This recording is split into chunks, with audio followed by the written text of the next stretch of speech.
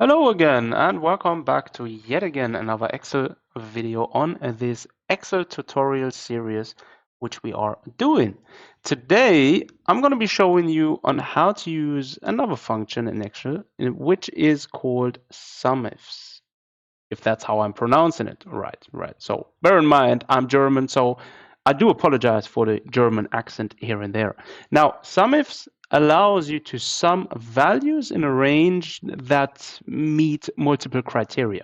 It's very handy for analyzing big sets of data and generating reports, right? So let's dive right into this. Now, again, I've prepared a very simple sample data set for the purpose of this video, right? Again, in this data set, you can see the table represents transactions with columns for date, category, and amount, right? So on the 1st of January 2024, category A, there was a transaction amount in of around 100 euros, dollars, whatever you want it to be, right? Now let's say we want to find out the total amount spent in category A, and this is where the function SUMIFS comes in handy, right? So let's first of all specify where we want the results to appear, right? So I'll choose C2 for our example in this case. Right, so let's jump to D2. There it is, and we're going to be starting to type, right? So first up, we're going to be using SUMIFS, so SUM.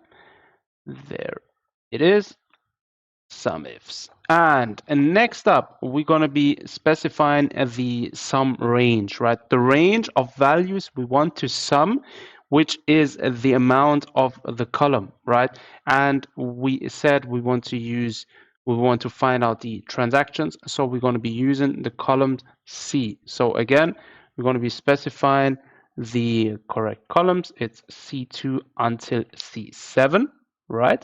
First. Then next up, we want to specify the range where Excel will check for the criteria, which is the category column, right? Which is going to be B2 up until B7. Now that we have that set, we want to add a specific criteria we're looking for. And the criteria we're looking for, again, is the category, right? So we are looking, what did we say? We're going to be looking for category A. Now we're going to be specifying that here as an A, and that's it. This is how the formula should be looking. And as soon as you press enter, we will get 650 as a total amount. And as you can see, category A is 1, 2, and 3. So that's 350 plus 200, that's 550 plus 100 is 650. And this is the total amount of what we were looking for. And exactly, Excel gave us exactly what we're looking for. Now, let's take it a step further, right? So what if we would want to find out the total amount spent in category A in January 2024, right? So that would be another one, right? So let's do the formula for this one as well. Right, we can actually edit this one. So let's go back into this, right?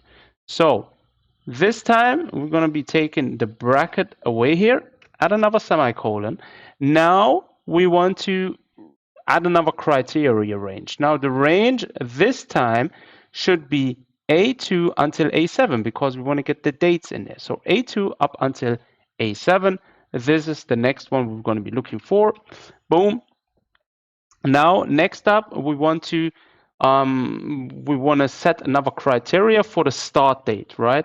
So the start date should be looking like this.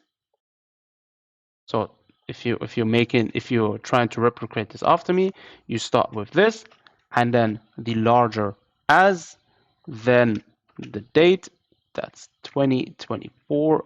Oh, why am I not writing? So 2024 0101. Now this is the date which is going to be marking the criteria for the start date, right?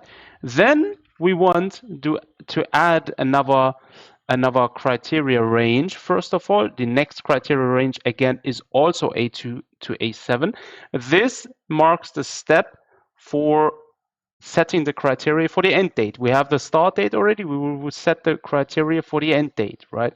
So now that we have that, now we can specify the end date. Again, we're going to be starting here, but this time around, it's going to be smaller n. And then again, the date, 2024.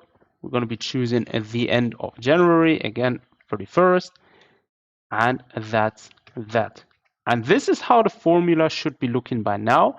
And as soon as we've finished all of that, as soon as we press enter, nothing happens. We made a mistake. Right, so I had to quickly glance over it. I actually found the mistake. It was right there. We didn't want this, we wanted this. Now it should work when we press enter, and boom, there you have it. Now, what did we say we wanted to have? We wanted to have the return of the total amount spent in category A for January, which is for January 2024, right? So I've actually found another mistake in the formula. I forgot this one. So now it should produce the exact number, 650. And this is what we wanted to have. We wanted to have, in the first example, we wanted to know the total amount spent in category A, which is $650 or euros, whatever you want. And in this example, we specified a start date up till the end date, which is the start of January 2024, up until the end of January 2024.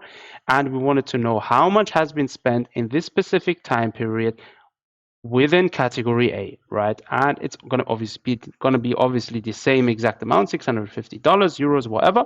And we have the specific return. Again, if you want to see the complete formula, here it is, in case you want to be using something like this in your own data set and to be able to return a given amount or a given set of data.